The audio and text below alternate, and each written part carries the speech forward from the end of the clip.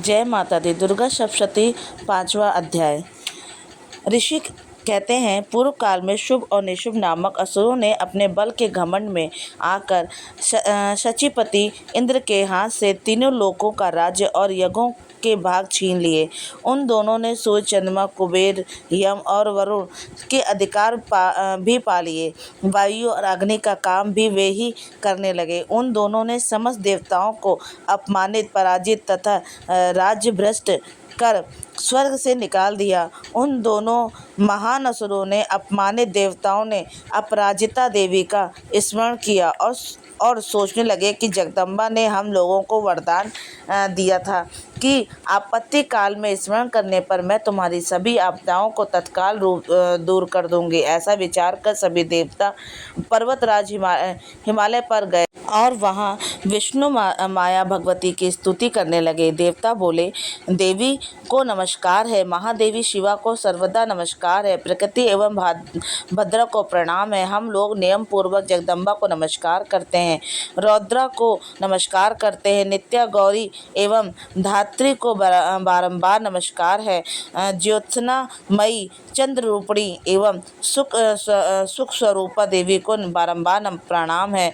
शरणागतों का कल्याण करने वाली वृद्धि और सिद्धि रूपा देवी को हम निरंतर नमस्कार करते हैं। राक्षसों की लक्ष्मी, राजाओं की लक्ष्मी तथा शिव पत्नी स्वरूपा आप जगदम्बा को बारंबार नमस्कार है। दुर्गा दुर्गपारा, दुर्गम संकटों से पार करने वाली, सबकी सारभूता, सर्वकारिणी ख्याति कृष्णा और धूम्रा देवी को सर्वदा नमस्कार है। अत्यंत सुंदर और अत्यंत भयंकर देवी को हम नमस्कार करते हैं, उन्हें हमारा बारंबार प्रणाम है। जगदाधर भूता कृति देवी को बारंबार नमस्कार है। जो देवी सब प्राणियों में विष्णु माया के नाम से कही जाती है, उनको नमस्कार है, उनको नमस्कार है, उनको बारंबार नमस्कार है। जो देवी सब प्राणियों से में चेतना कहलाती हैं, उनको नमस्कार है, उनको नमस्कार है, उनको बारंबार नमस्कार है। बुद्धि रूप से सब प्राणियों में स्थित देवी को नमस्कार है, नमस्कार है, उनको बारंबार नमस्कार है। जो देवी इंद्रा रूप में सब प्राणियों में स्थित है, उनको नमस्कार है, उनको नमस्कार है, उनको बारंबार नमस्कार है। जो देवी सब प्राणियों में क्षुधा रूप में स्थित देवी को नमस्कार है, उनको नमस्कार है, उनको नमस्कार है, उनको बारंबार नमस्कार है। जो देवी छाया रूप में सब प्राणियों में स्थित है, उनको नमस्कार है, उनको नमस्कार है, उनको बारंबार नमस्कार है। जो देवी सब जीवधारियों में शक्ति रूप से स्थित है, उनको नमस्कार है, उनको नमस्कार है, उनको बारंबार नमस्कार है। जो देवी सब प्राणियों में तृषा रूप में स्थित है, उनको नमस्कार है, उनको नमस्कार है, उनको बारंबार नमस्कार है। जो देवी सब प्राणियों में क्षमा रूप में स्थित हैं, उनको नमस्कार है, उनको नमस्कार है, उनको बारंबार नमस्कार है। जो देवी लज्जा रूप से सब प्राणियों में स्थित हैं, उनको नमस्कार है, उनको नमस्कार है, उनको बारंबार नमस्कार है। जो देवी सब प्राणियों में शांति रूप में स्थित है, उनको नमस्कार है, उनको नमस्कार है, उनको बारंबार नमस्कार है। जो देवी सब प्राणियों में श्रद्धा रूप से स्थित है, उनको नमस्कार है, उनको नमस्कार है, उनको बारंबार नमस्कार है। जो देवी सब प्राणियों में कांति रूप में स्थित है, उनको नमस्कार है, उनको नमस्कार है, उनको बारंबार नमस्कार है। जो देवी सब प्राणियों में लक्ष्मी रूप में स्थित है, उनको नमस्कार है, उनको नमस्कार है, उनको बारंबार नमस्कार है। जो देवी सब प्राणियों में वृत्ति रूप में स्थित है, उनको नमस्कार है, उनको नमस्कार है, उनको बारंबार नमस्कार है। जो देवी सब प्राणियों में दया रूप में स्थित है, उनको नमस्कार है, उनको नमस्कार है, उनको बारंबार नमस्कार है। जो देवी सब प्राणियों में तुष्टि रूप में स्थित है, उनको नमस्कार है, उनको नमस्कार, उनको बारंबार नमस्कार है। जो देवी सब प्राणियों में माता रूप में स्थित हैं, उनको नमस्कार है, उनको नमस्कार है, उनको बारंबार नमस्कार है। जो देवी सब प्राणियों में भ्रातृ रूप में स्थित हैं, उनको नमस्कार है, उनको नमस्कार है, उनको बारंबार नमस्कार है। सब जीवों में के इंद्रिय वर्ग के अधिष्ठानी एवं सब जीवों में सर्वदा व्याप्त रहने वाली जो देवी हैं, उन व्याप्ति देवी को बारंबार नमस्कार है। जो देवी चैतन्य रूप से इस संपूर्ण व्याप्त करके स्थित है, उनको नमस्कार है, उनको नमस्कार है, उनको बारंबार नमस्कार है। पूर्व काल में अपने अभिष्ट की प्राप्ति होने से देवताओं ने जिनकी स्तुति की तथा देवराज इंद्र ने बहुत दिनों तक जिनका सेवन किया, वह कल्याण की साधना भूता ईश्वरी हमारा कल्याण एवं मंगल करते हैं, उन्हें हमारी सारी पत्तियों को नष्ट कर देते हैं। उत्तदंड दैत्यों से पीड़ित पीड़ित हम सभी देवता जिन परमेश्वरी को नमस्कार कर रहे हैं तथा विनम्रता पूर्वक भक्ति भाव से स्मरण किए जाने पर भी जो तत्काल सभी पतियों का निवारण कर देती हैं, उन जगदम्बा हमारा कष्ट दूर करें। ऋषि बोले, राजन, इस प्रकार सब संपूर्ण देवता स्तुति कर रहे थे। उस समय पार्वती देवी गंगा जी में स्नान करने के लिए वहाँ पर आई।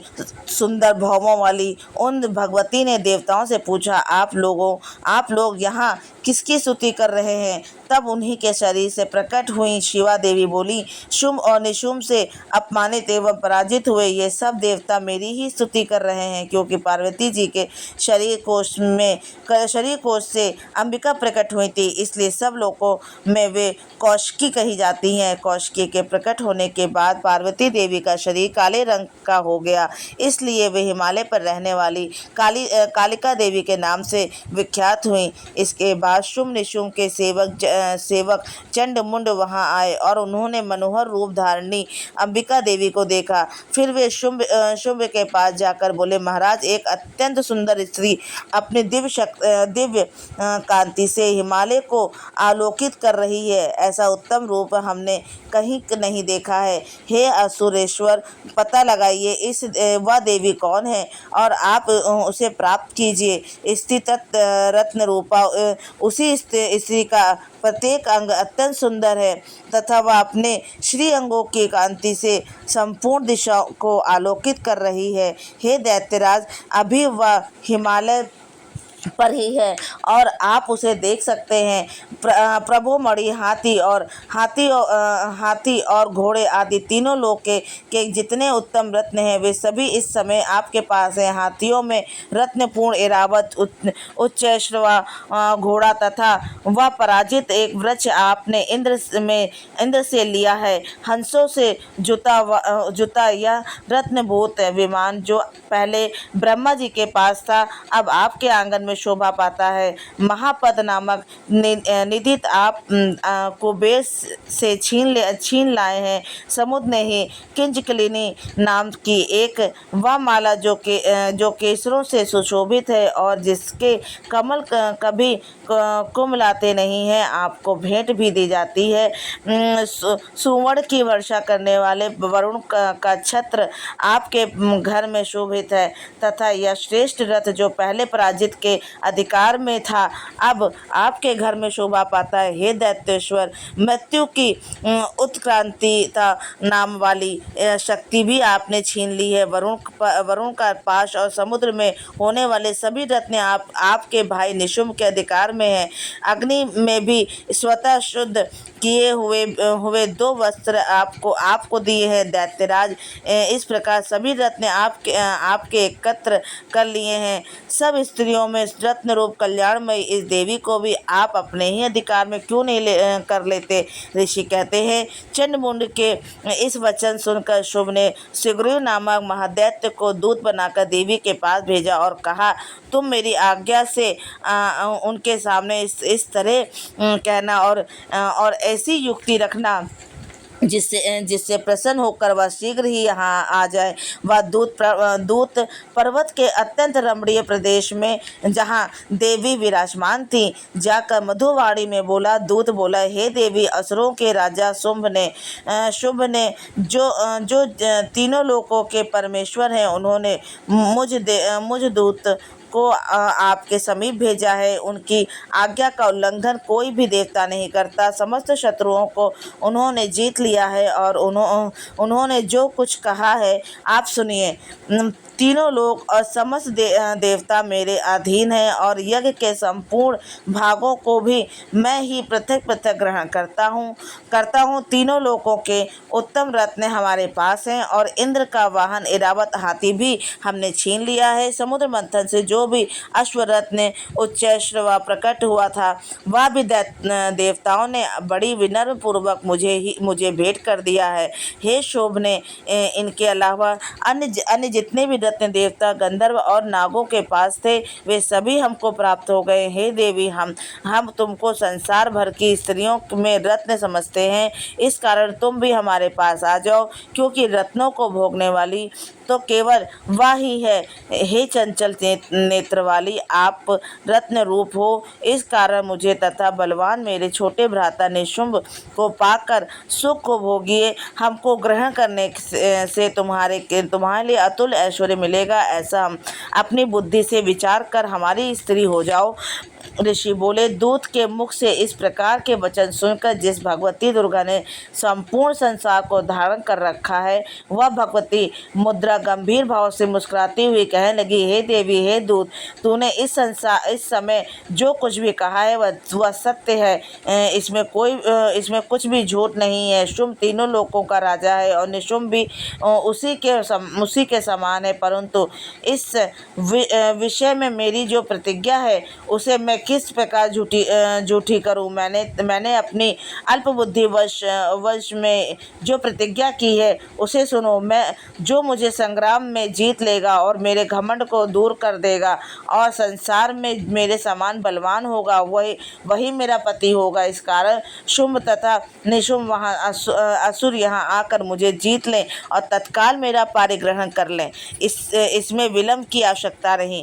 दूत बोला, हे देवी, तुझे बड़ा अभिमान है, मेरे सामने इस प्रकार की बातें मत कहो। तीनों लोकों में ऐसा कौन पुरुष है जो शुंभ और निशुंभ के सामने ठहर सकता हो? उनके अलावा अन्य असुरों के सामने समस्त देवता युद्ध में नहीं ठहर सकते।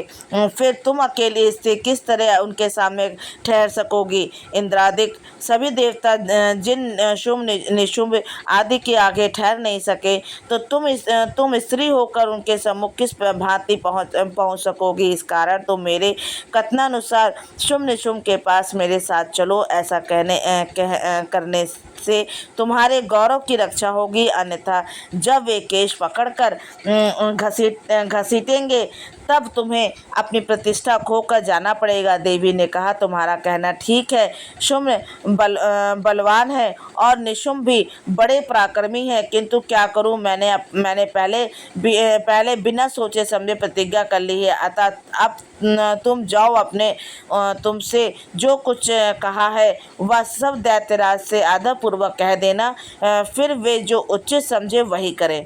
5वां अध्याय समाप्त। जय माता दी।